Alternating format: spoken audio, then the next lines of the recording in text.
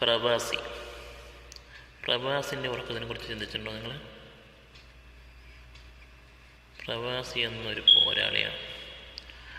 അതിൻ്റെ ഉറക്കത്തിനെ കുറിച്ച് പറയുകയാണെങ്കിൽ ശരിക്കും പറഞ്ഞാൽ ഒരു പ്രവാസിക്ക് ഉറക്കമില്ല.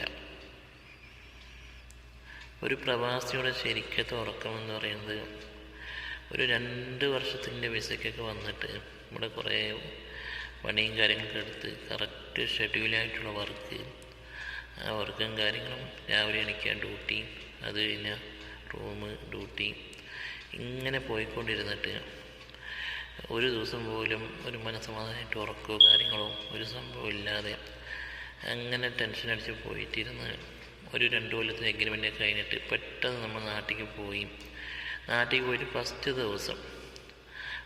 ദിവസം നമ്മളിങ്ങനെ ഉറങ്ങുകയൊക്കെ ചെയ്തിട്ട് രാവിലെ ഇങ്ങനെ എണീക്കുന്നൊരു ടൈമുണ്ട്.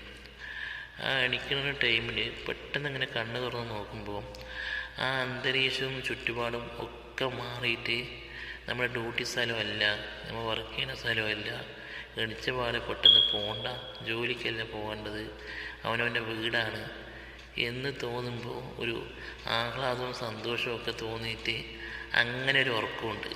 ആ ഉറക്കത്തിൻ്റെ സുഖമാണ് മക്കളെ ഏറ്റവും വലിയ സുഖം. അത് അനുഭവിച്ച പ്രവാസികൾക്കാണ് ആ സുഖം അറിയുള്ളൂ.